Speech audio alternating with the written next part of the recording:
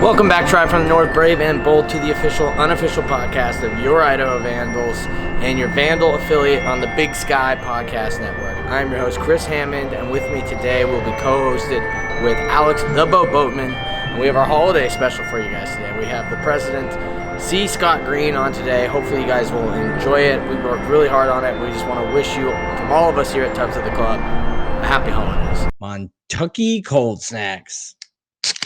Ain't nothing like cracking a Montucky cold snack, an ultra refreshing light beer born in majestic Big Sky country. The best part is when you crack a snack, you're giving back. Montucky Cold Snacks donates 8% of profits back to local causes, even right here in Idaho, supporting organizations like the CW Hogs and the Idaho Food Bank. Yeehaw! That's freaking awesome. Montucky Cold Snacks, the light American lager for pow rippers, gator wranglers, pony riders, and badass do-gooders. Visit MontuckyColdSnacks.com today to find out how to get your ass some snacks. Now enjoy the holiday special. We are the tribe from the north, we're brave and we're bold. Defeating our rivals never gets old. Making our way to the Big Sky Conference. Watch out, cause here comes the silver and gold. Whoa, whoa. This is Tubs at the Club for the Vandals of Idaho. All right, so we are joined with President Scott Green. Thank you for joining us this bright and early AM. Scott, how are you doing? I'm doing great. Could be better, with some Vandals, so it's always good. That's good. That's good. And I know we really appreciate you coming on. It's something our listeners have obviously been asking for basically since you got the job. And I know it's really cool to hear from you. And I've had the opportunity to hear from you in a couple different, like through the Vandal boosters and everything like that. So I think the general Vandal population will really enjoy something like this. So true, heartfelt thank you. So let's start it off. Let's have the people get to know. Yeah. Chris, what was your favorite memory from college? I don't know if you know you're cutting out, Chris. So sorry about that. No, but I got the favorite memory from college. I would have. There are just so many of them. It's hard to even begin to talk about them. But probably some of my best memories were going to the football and basketball games back when I was on campus, because again, our teams back then were so very good. Both football with Erickson and basketball with Munson. But I'd also say a lot of the things that I did with my fraternity as well, and the relationships I built there. Those are just lifelong things that you just stay with you, throughout your life. So those are some really, really fond memories of when I'm on campus. Yeah, Scott. So kind of, what kind of led you to come back to Idaho? Everyone kind of knows what you're doing. You're working in the corporate law world before this, and then you leave that to come back to Moscow, to your alma mater and lead an institution, something you had never done. So kind of what led to that process of you getting identified, then deciding, hey, this is what I want to do? Yeah, great question. For me, it was all about, the university needed some help and some stability, and I thought I could help. And a number of us actually thought when the search began for president that we would want somebody that that would stay. And a number of alums and I were trying to help with that process and identifying people that we thought would do a good job and would stay. But literally on the same week, as in the middle of the process, I got a call from two different alums who basically said, we'd like you to do this. We think you're the person. And they knew that I'd planned to retire to Idaho at some point, and I've always been trying to get back there. And so I thought long and hard about it and realized, the university was in some financial straits, and that's my skill set. So I felt I could help. If I didn't think I could help, I probably wouldn't have taken it. But as much as I loved the university, I wanted to make sure if I took this job that I'd be able to add value. And I think we have. We've been able to turn the ship around pretty quickly. So, yeah. I kind of want to touch on, you kind of touched on it in my first question, but back when you were attending the University of Idaho, is there like a football game that stands out in your mind as one of your favorites you attended? Yeah, there were a lot of great football games, and I mean, when I was on campus in the '80s, but some of the best games that that we're all known for were the bowls or the 64-19 thrashing of BSU in 1996. Those are the ones most people relate to. But for me, there was a very personal game, and that was when we played Oregon State. And I think I probably have this wrong, but I want to say it was 1984. And of course, Oregon State was in the Pac-12. We were in the Big Sky, at the time.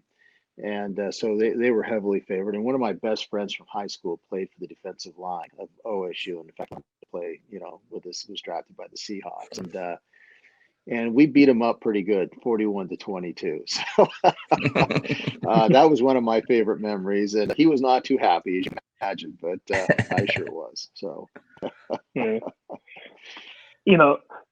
Since you've been back on campus, what's kind of a favorite football game of yours since you've been back in Moscow that you've been able to go watch? Yeah, for me, getting a little bit of payback at ISU, for ISU's beating of us the year before was a nice game, and I really enjoyed that. And Kevin Satterley's a good friend of mine, and we work really well together, the president at ISU. But there was some satisfaction, and I know he may have his days in the future, but there's some satisfaction, not only that we beat him in football, but we also beat him in women's basketball, which it was we did a good job as Vandals last year on that. Big battle of the dome winners. So I guess that you kind of touched on it. So is that kind of your favorite basketball game as well then? Or is there a basketball game that stands out since you've been back?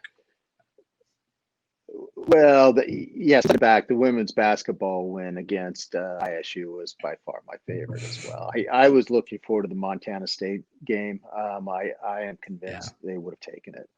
They had split Montana State. They had their number. I'm pretty sure that they would have come away with the championship. Yeah. So with you changing as president, we also experienced some change in athletics with leadership with Terry Gallett coming as the AD. Can you explain kind of that hiring process and how, Terry rose above everyone else in the candidate pool and showed that she was the right person to take over that job? Yeah, Terry, I mean, it was a national search, and Terry's we're just very fortunate, I feel, to have attracted somebody with her qualifications. She's 25 years of leadership in intercollegiate athletics, much of it at Wisconsin, this little school in the Midwest. And and there she was responsible for 10 sports, and the associated budgets, 6 head coaches. She had 25 student athletes. I mean, it was a significant program she was running there. She's a national leader in Title IX issues and compliance, which we've had some need for on our campus. And she chaired the NCAA, a number of committees, actually. She chaired the Division I Women's Basketball Committee, the Division I Women's Volleyball Committee, and the Division I Men's Soccer Committee. So, she's just an incredibly talented AD. And what really sealed the deal, is that, her husband's, his parents live in Bend. They spend a lot of time in Oregon. They're both fly fishermen, and they spend a lot of time fishing in Idaho. So I knew they would fit in well with us in our culture and with Vandals. And and both of them actually have just fit in incredibly well. So I think we're very fortunate to have them. And both Terry and I are committed to, improving and civilizing our athletics, here at the university. Yeah, I was gonna say, I think every time I've heard from Terry on anything, it's like immediately after a fishing trip. So I think she's liking it. And I know this might be more of a Terry question, but you're the Idaho guy, so we got to kind of loop you in on this, right? You touched on Idaho State. Have there been any communications with you and Terry? With not AppSpeed anymore, but Trump, about getting maybe BSU back on the schedule, and at least in terms of basketball? Yeah, there have been some discussions. Unfortunately, I don't think we were able to come to any type of agreements. What we're looking for is a fair, trade of, where we get compensated for, our away games and get a decent pay. We'll pay decently for home games, and that there's one in each place or two in each place, and we just haven't been able to negotiate that yet. But we're working on it, and we'll get there. We want it, and I think they do too.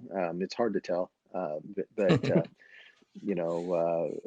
at the end of the day, we want to make sure that we make a deal for the University of Iowa. It just can't be about you know uh, wanting them to play them so badly that we'll just take any deal. We just can't do that. Yeah, that'd be a great opponent for the new ICCU arena.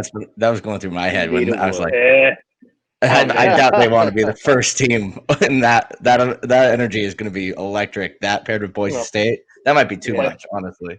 Playing them in the Cougs in the ICCU arena would be awesome for sure. Yeah, it will be. It will be. It's going to be great, and it'll happen. It will happen. So. Yeah, especially with them maybe trying to get out of the Mountain West, reading all their releases recently, that might be interesting. Yeah, so, maybe there'll be a conference mate. Who knows? Yeah, who knows?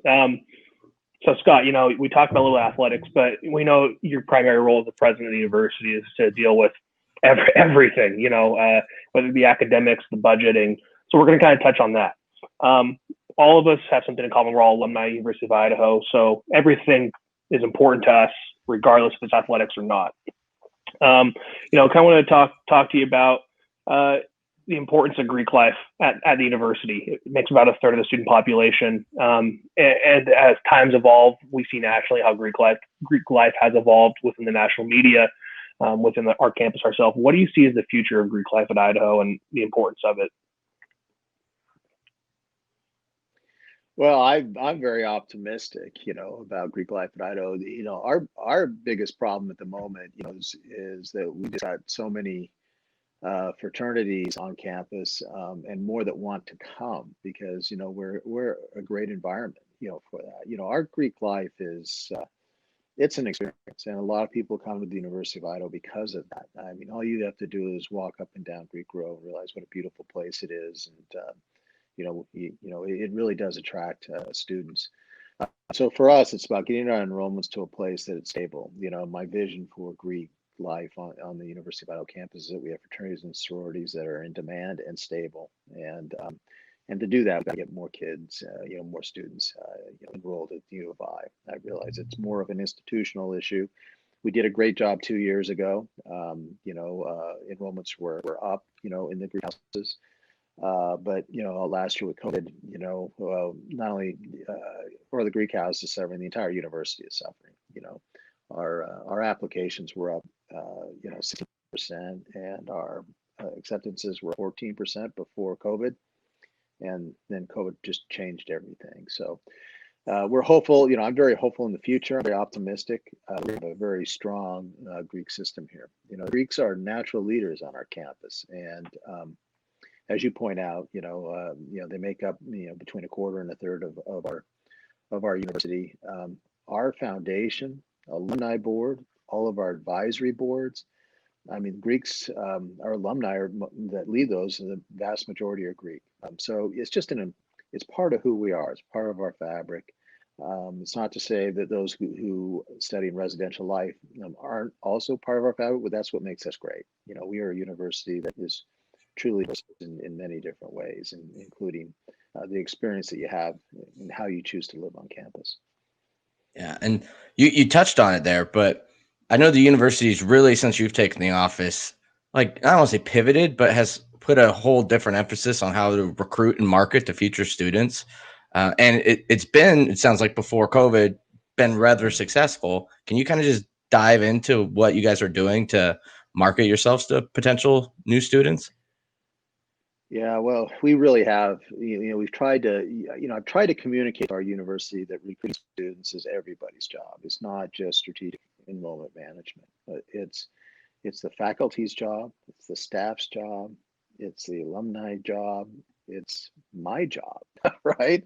And I actually spend a lot of time talking to students and trying to recruit them to the University of Idaho. So, for me, it's important that the institution realize how important this is to our future. They're our customer, and not everyone thinks of it that way, but they are. And if we're going to be successful in the future, we need to ensure we have more customers and we treat them well and we can support them well and provide the quality education for what we're known for, but also a great experience. And so that's what we're doing, and to try to get that across and improve our ability to recruit those students. We've hired a new CMO. Her name's Teresa Koppel. She's from Google, and boy, does she know what she's doing. I mean, I've had some really great world-class CMOs work for me, but she's the best I've ever come across. And I'm really excited about what we're doing. Our digital campaigns now are better than ever. They're more targeted than ever. Our bounce rates are dropping like crazy. We got all of our metrics going the right way, and this combined with our commercials, our billboards, our bus wraps, throughout Treasure Valley and other important markets for us, are really making a difference and really raising our profile. And free Wi-Fi at the Boise airport. Absolutely. Scott, so kind of on the topic of student makeup and population, when I was on campus, when I got there, WUI had gone away. And as an athlete, that wasn't really of a concern to me, but I knew people where WUI would have made a difference and might have changed their mind on if they would have gone to Idaho or not. And I know it's kind of come back. How has WUI maybe helped grow student population or change the makeup of where our students are coming from? Yeah, another really good question. It's really been part of. It's not the strategy I created, but I'm on board with it, and it's really about providing an affordable education aligned with our value. As you know, we were recently ranked in the top 50 universities in the country for best value.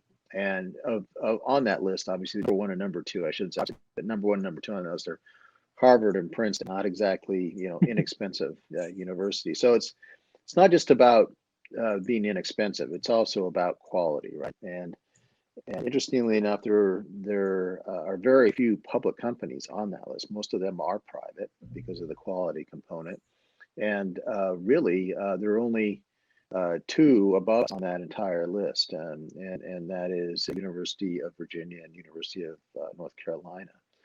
And the University of Idaho is number one in the West. We're a better value than the Montana schools, the Wyoming school, Utah, Nevada, Oregon, Washington, certainly California, Arizona. I mean, all the states around us. We are a better value, a better combination of quality and cost than they are. So it's natural that we would try to market those folks, particularly given all the in-state work that we've done.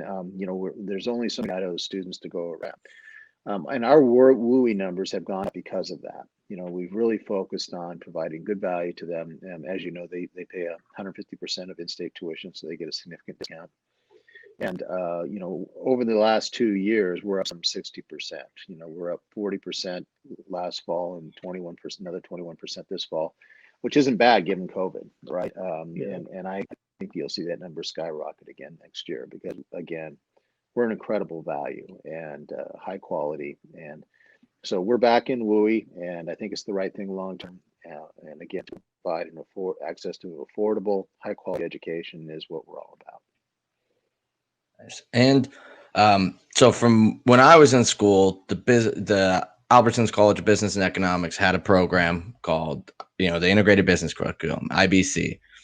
Now, I think there might just be some misinformation about all this now. So can you kind of explain, what I know you weren't really part of the decision of making it go away, but what does the business school do now? Why is it maybe no worse than what we were doing with IBC, if not better? And is there any talks of bringing IBC back in some fashion? Yeah, I'm actually a fan of IBC. If I can be honest, I wish I see it go away, but it probably was not sustainable in the form that it was. And so, I do know that the current dean, Dean Chopin, Chopin is looking to create a more of a faculty-driven IBC, if you will, finding ways where we can integrate. Because I just think that, again, learning how to operate, in a very complex organization and understand where other people are coming from, even if that's not your area of expertise, is critical. And so I'm a fan of that. It's hard. That's why nobody else does it, right? It's hard. And to make it sustainable, you can't, you've got to make it so the faculty want to do it and students get good value out of it. And for a while, we weren't getting everything that we needed out of it, even though it's a great program. So he's hoping to, I think, get something that's a bit more sustainable, and I fully support that. Having said that, our students are still in incredible demand. I hear it everywhere. Vandals, they learn by doing, and most Vandals who graduate from our curriculum, have had internships. They've worked, gone through our pitch contests. They're just really smart and experienced by the time they end up entering the field. So I'm, again, I'm a product like you are of the business school there. I want to see it succeed. And, we need to get that, head in the right direction. Yeah, those pitch contests, those stay true to me, and I love those. I've taken part in a couple of them and won some money a couple of them across the whole state of Idaho, so I still enjoy it. Forever Shower still in the works, by the way. Great, that's great. I judged a few of those back in the day, and I always enjoyed it. I mean, the ideas that came out of that and some of the business ideas were amazing. Yeah. Kind of pivoting here to maybe your biggest task since you've taken over. You inherited a quite large deficit at the university. It was $20+ million, if I'm not mistaken. Kind of talk about where we're currently at budget-wise, how we got to this point, how you've changed things around, and then also what's the future of the budgetary requirements or budgetary future at Idaho. Yeah, great question. So when I joined the university, we had a $21 million deficit year. Before that, a $5 million, I believe. But nobody really was talking about the fiscal year we were in, which was about to end, which was 2019. And I think a lot of people, as I was going through the interview process, they knew we had a problem. They just didn't know how big it was. And I don't know that anyone thought we were going to have another $20 million loss year, but we did approximately. So we had, over 3 years, we had operating deficits cumulative of $45 million. It was not a good situation. And, frankly, we didn't have enough cash to keep going down that road. It wasn't sustainable by any stretch. So, we worked really quickly. Even before I started, I was working with our finance people at the University of Idaho to cut the fiscal year 20 budget, which was already, it was already, I guess that was 18 actually, where they lost 20, and then 19, or where they lost all these years, the fiscal years. I got to go back. I've been here 18 months already, and it just seems like I just started. But regardless, we took out $14 million, I guess, out of what would have been the fiscal year 19 budget. And at the end of the day, through 2020, we were able to not only take that $14 million out, but we exceeded it. We improved our cash position by about $22 million. So that ended up resulting in about a $900,000 surplus, which was just amazing to me. It's more than I had asked for. And basically, our people just got it done. And the way we did that is that we provided the information that our deans and vice presidents needed to run their business, and we met with them every single month to see how they were doing. And when it came to the end of the year, not only did they meet their targets, they exceeded them. So now looking forward, we have COVID costs that have been embedded into our system this year because we've opened up our own lab and we've ensured we had personal protection equipment, distributed to all of our students and all of our faculty, and we've put in thermal imaging devices around our food courts, and we continue to expand our technology in our classrooms so that we can have stable Zoom connections, and through the region for that matter, our centers throughout the state.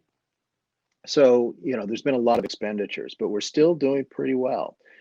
We were able to stay open this fall, which was a huge accomplishment. And we hope to be able to stay open in the spring. I am concerned given the increasing infection rates within Idaho. But if we're able to stay open, we're going to come out of this in probably stronger shape than we went in financially, which is what I'm hoping for. If we have to close, it's a different story. So again, we've got our fingers crossed. We're not taking anything for granted. We're going to continue to test every student as they come onto campus. We're going to continue our surveillance testing. We're going to continue our wastewater testing. We're going to do everything we can to try to keep the infection rates down, at least on campus, and hopefully with the mask mandates in the community, because that's what we need to keep open. I know that was a long answer to your question, but it's a complicated. No, it's perfect. It's a complicated problem though. So you kind of touched on it, but I'm a big bragger, and I know that our COVID response has widely been considered one of the more successful in the entire country. I believe the governor of Idaho was up there about a month or so ago looking at what you guys had put in place. Can you just elaborate a little bit more on what you guys got going on there? Because it's really groundbreaking for the university. Yeah, it is. And honestly, we haven't bragged about it. And that's my fault because, COVID can lay you low pretty quickly, as we learned when we had, an outbreak on Greek Row. We beat it.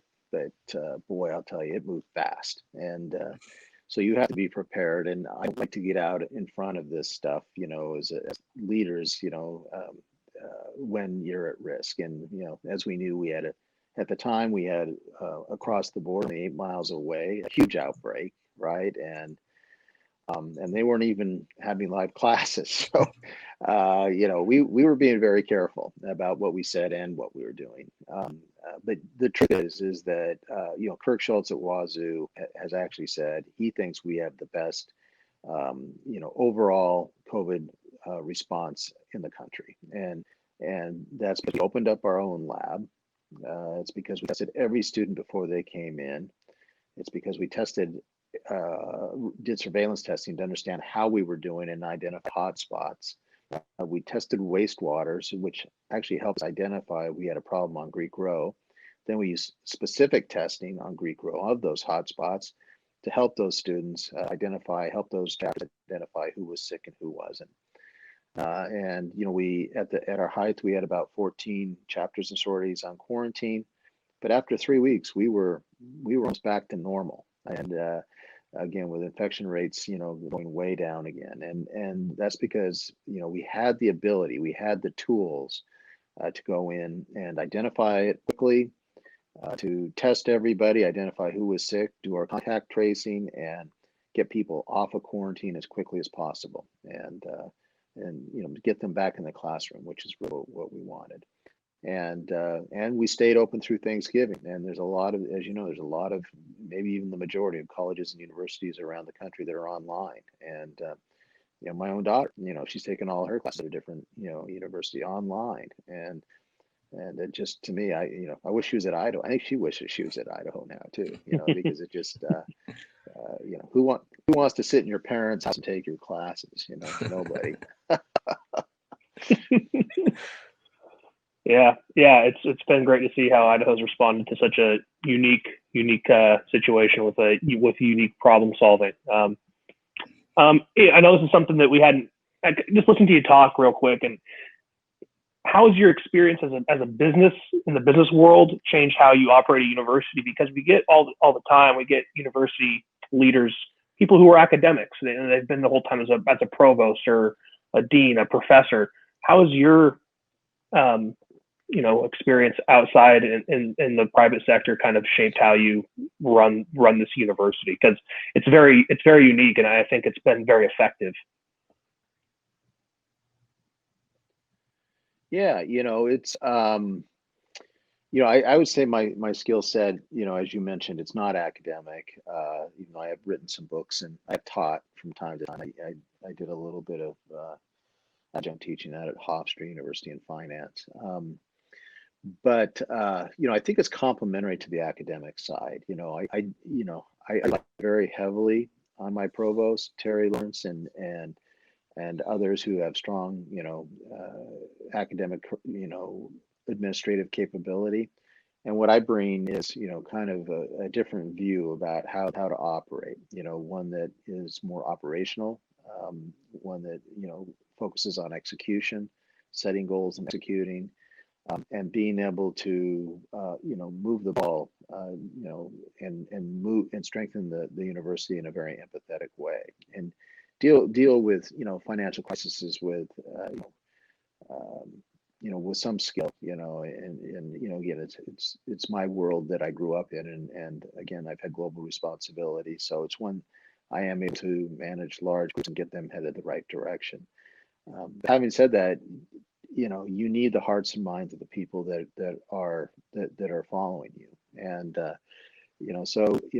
have to let them know that, yeah, I have this background, but I also have a lot of empathy for the situation that you're in, and I rely very heavily on my those academic experts to help us, make sure that we're approaching this in the right way, and that we're not harming the university, we're strengthening it, which I think we have.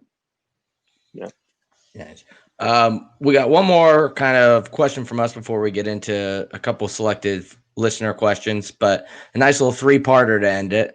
What are some of the goals you have for the university academically, athletically, and then what's kind of next for the University of Idaho?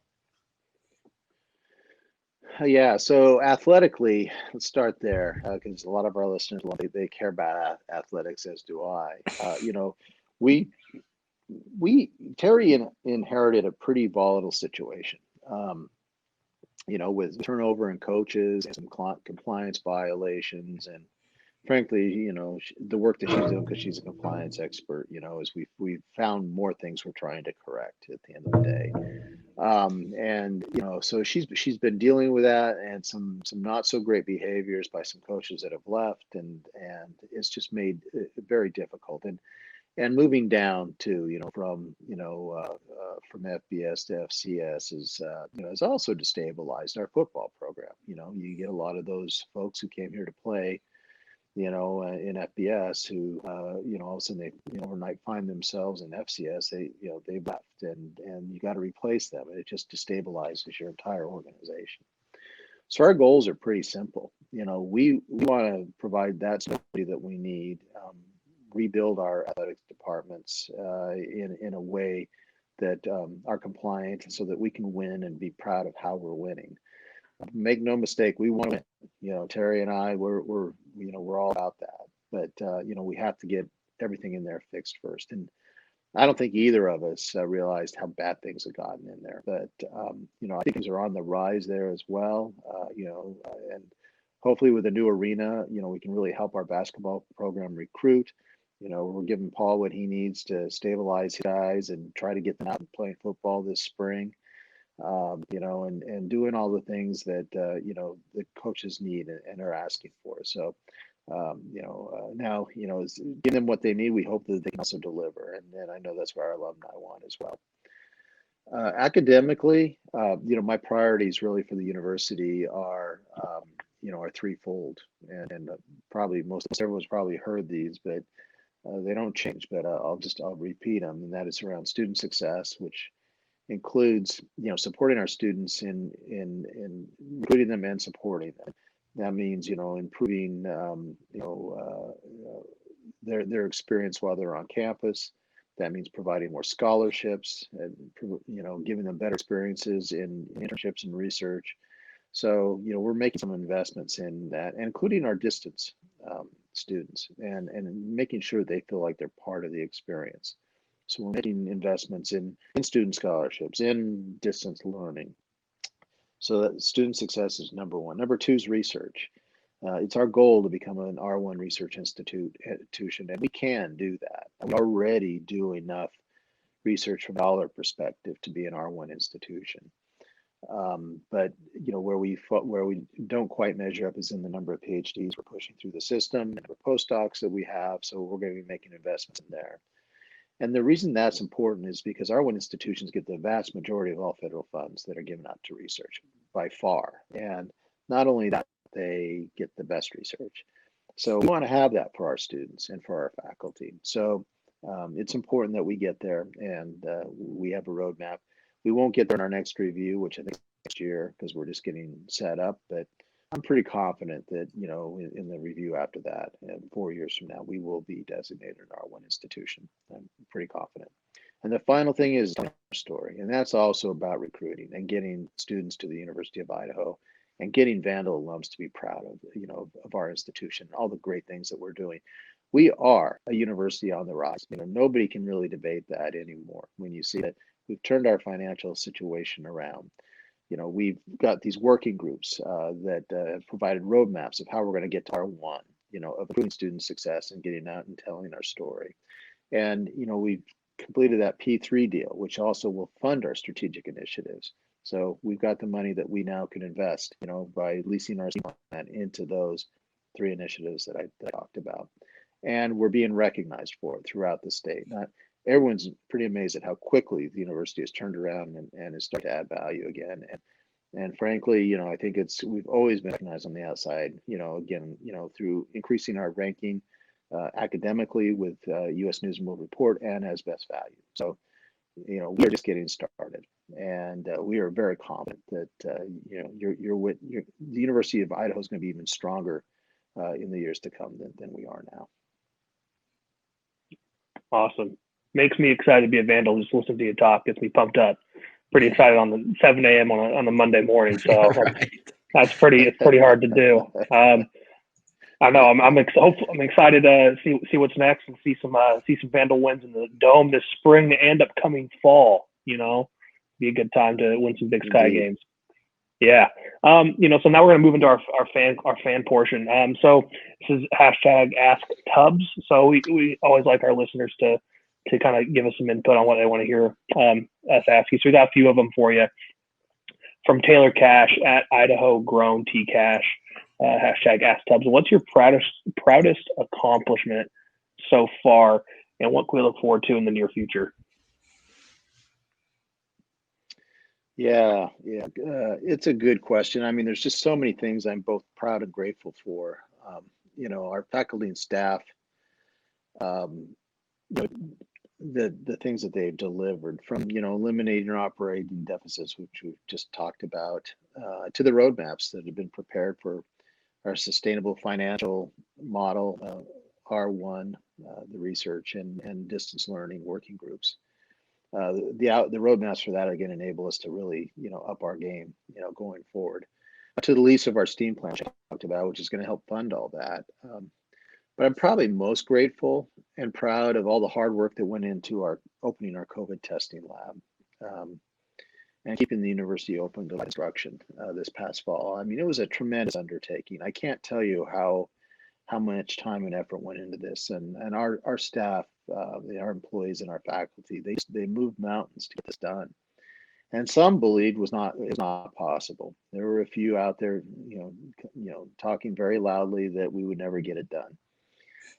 But we did get it, and now those folks tend to say, well, we would have been on your side if you would have been more transparent. But we were telling our story all along. We are, and And, we're not responsible for their bad decisions. We can only control our decisions. And that's what we've been doing. And I'm very proud of our faculty and staff and what they've done. They remained focused. They didn't allow themselves to be distracted, and they communicated and they executed extremely well. And, Dan New, who opened up opened up our COVID testing lab. He's a faculty member that, as far as I'm concerned, is a hero. One time I spoke to him, this fall, and he said he had one day off, including weekends, in the past 3 months. But he said to me, he goes, "But President Green, there's no place else I'd rather be." Says it all, right? Right. Yeah. So next question we got from Space Lennon at Sidewalk Chalk, #AskTubs. What is the most beautiful point A to point B walk on the campus? Well, all Vandals know that our campus was designed by the world famous Olmsted brothers, and they also did Central Park and many other just great things, across the country. So, we're just very blessed, a beautiful campus. And I'd say, from the classical perspective, I would say Hello Walk. I just love the beauty of our ad law and that walk up to the admin building. But I also, something that's, new, is relatively new. We're talking decades, but as far as Idaho, it's new, the new Arboretum, right? And I just love walking the length of that. It's just an incredible place. People come from all around the world, to walk that Arboretum because of its beauty, and it's amazing. Cars are always, it's across from my house there. There's cars parked out there, rain or shine, winter, summer. People, they snowshoe it, they ski it, they do whatever they need to do, and it's a lot of fun. Yeah. There's so many good choices. You got Greek Row too. Like you said, we're blessed to have such a beautiful campus. I love walking the campus. I like to walk from the dome up towards the Commons or up towards the business building. You kind of get a good view of everything right there. All right, we're bring this full circle for you, Scott. Started talking about your days in Idaho as a Cosag. We're gonna kind of end it there. From Bernie Wilson at Bernie Wilson, #AskTubs. What are some of your better memories of your days as a Kappa Sigma? Yeah, again, it's a hard question because there's just so many. I could go on forever. Some things that come to mind were our pledge sneak to Banff, Canada, which was just you can imagine, just a bunch of guys in a van, it just didn't smell good. We had a good time, to coaching the pledge class that, that brought the brown jug home. It's one of the few times we actually beat the Fijis. To working with Greg Cook, a brother of mine, his successful ASUIV campaign. We made posters down in the basement, that comes to mind. Basement of the old sub, now the Pittman Center.